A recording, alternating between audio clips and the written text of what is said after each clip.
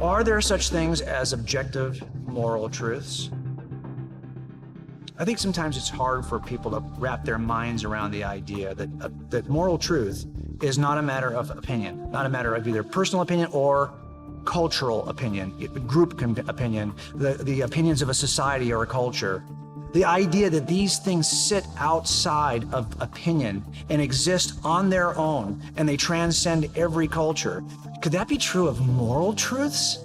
Well, let me just try to give you a quick way to respond to that. I think one thing sometimes people need is an example of something that transcends personal or group opinion. So let's just supersize it, okay? If we said it's never okay to torture babies for the fun of it, I think that most people would recognize that as an objective, transcendent moral truth claim. In the sense that if you saw somebody or met somebody who said, no, in my personal opinion, it's perfectly okay to torture babies for fun, you would say, dude, you need to get some help. It's not a matter of us trying to convince you that that's so patently obvious on its face that we would call somebody who denies such a claim. As a matter of fact, I'll give you a little trick here. It turns out that yes, all kinds of moral acts can be properly justified. But you can remove all justifications and you will find the objective, transcendent moral principle that lies at the heart of the matter. So for example, is it okay to steal? Well, if you're stealing the code that someone's trying to use to kill 1 million people, I suppose you could probably find a way to justify. And we in Scripture know that if you are trying to repel an attack, that someone is trying to kill you, you can do certain things you wouldn't be able to do otherwise and morally justify. If you're trying to save the lives of innocents, you are able to do certain things you would not be able to do otherwise. But if I simply add to the end of the claim, is it ever okay to steal for the fun of it? Now I've removed all the justifications.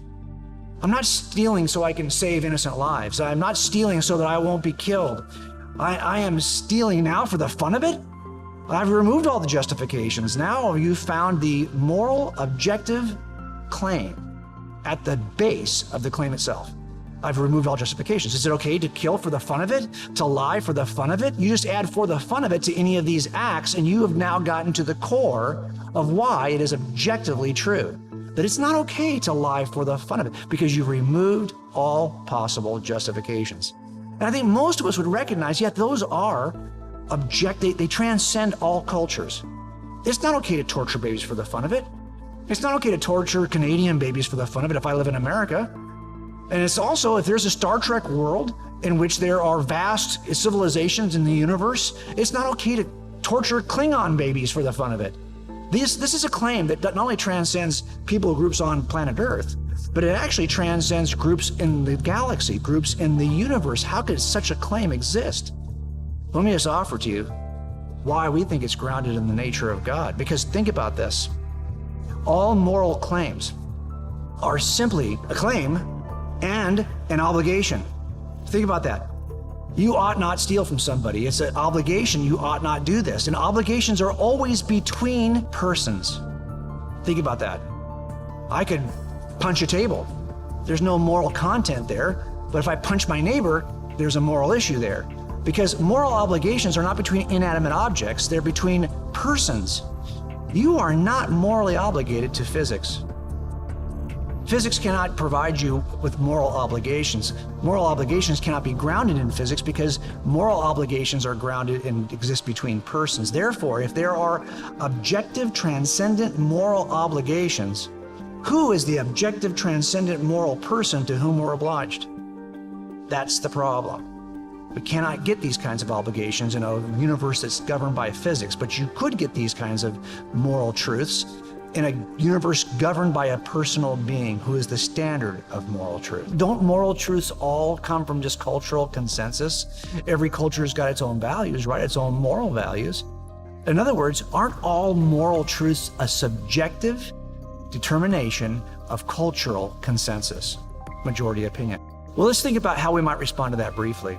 If moral truths are grounded in cultural consensus, what do you do when two groups disagree about a moral claim? If one group says that something is appropriate to do morally and another group says it isn't, but how do we decide between these two? Especially if neither one seems to want to bend their knee to the other. Is it a matter of which group is larger? Are you prepared right now then to bend your knee to the groups on our planet that are larger than us, that might have a view about anything from sexuality to the rights to life or any other important issue? You know, you realize that we are outnumbered by many other countries that have more people in them. I think we would say that no, actually we're going to have to not rely on which group is larger, but point to something that transcends groups. Here's the problem. If moral truths are simply a matter of cultural consensus, then we could never tell any group it is wrong on any moral claim. After all, they would say, well, for us, in our opinion, we are right. And for example, after World War II, we were determined to adjudicate that what happened to how many millions of Jews in World War II was not right, even though that cultural group might have thought it was okay to do that. Why? Because we believe there is a law above the law that adjudicates between both of our groups. Let me come at it a slightly different way. If all moral truths are simply grounded in cultural consensus, what do we do in our own country when, let's say, we're divided on a moral issue, say 51-49%? Okay, so you're telling me that the group that gets to decide what is morally true is the one that has a slim margin, a slightly larger group? Is that what we're saying? How in the world would we have a moral reformer in our own culture that holds a position that is statistically smaller than the majority? If moral truths come from the majority consensus, then people who hold a minority position are by definition immoral. So if we go back into the civil rights movement, that means that if I'm leading the charge and saying that, hey, how Black Americans are being treated is immoral, if I'm making that claim, yet I'm outnumbered by a group that says, no, it's fine the way it is, to whom do I appeal then? The majority rules under a view of morality that says that morality comes from cultural consensus. Now, we would say that you can reform a culture from a statistically smaller group. You could do that because we're going to appeal to a transcendent source of moral truth. I was somebody who really wondered where moral truths come from, and I often would say this, and it's silly to say it now, but I would say that I believe that all moral claims are simply a matter of personal opinion, because I saw that so many different people held so many different moral views. Well, if all moral claims are simply a matter of personal opinion, I think we can respond quickly to that kind of claim to help show people that there actually has to be a sufficient grounding for moral truths. In other words, moral truths have to be more than simply personal opinion. If they are just personal opinion, do you realize that someone who says that moral truths are simply a matter of personal opinion, then is that claim simply a matter of personal opinion as well? Do you see how dangerous it might be to suggest that each of us individually gets to decide what is morally virtuous or morally vile? Think about that for a minute. I work cases involving suspects who, for the most part, believed what they were doing satisfied an impulse on their part or satisfied a desire they had, and they found they could justify their behavior. I've very seldom ever met anyone who didn't think they were morally virtuous, even as they were committing crimes. The reality of it is, of course, is if we are going to ground moral truths, what is good, what is bad, in simply personal opinion, you're going to find a lot of people who hold to all kinds of crazy ideas, and we're not going to be in a position to tell them those ideas are bad or that they're even virtuous, because as long as somebody holds it personally, they would be able to say that's where moral truths come from, whatever view I happen to hold. But let me give you another quick way to respond to that. Can you see that if it's a matter of personal opinion, most of us are pretty selfish in our personal desires. And I think we'll find a way to justify any behavior as long as it serves our tastes, our needs, our will. Can you see the problem with that? If we're going to say that all virtue and vice is decided by what I desire, well, then you're going to see all kinds of people behaving poorly and trying to justify it because they want it to be so. One last statement on this. Can you also see, though, how this kind of thinking, the thinking that says that all moral truth is grounded in persons, number one, doesn't allow you to adjudicate between two different views, because to whom would we appeal if all moral views are grounded in personal opinion, to who can I appeal?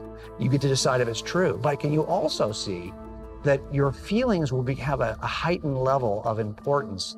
Because a lot of what we decide, even in juries that I've worked in front of criminal trials, is not necessarily based on the facts, but often it's based on what a particular juror feels or how they respond emotionally to a situation. And if all moral choices are not to be found objectively, like we would say in the mind of God, if instead they can simply bend their knee to what we want, trust me, your emotions, your feelings will have a heightened sense of importance in that decision-making process. In the end, I think it'll allow us to use our feelings more than our mind. We will not be investigating a claim to see if it's objectively true. Instead, we'll be relying on our responses, relying on our emotions to determine if something is morally virtuous or vile.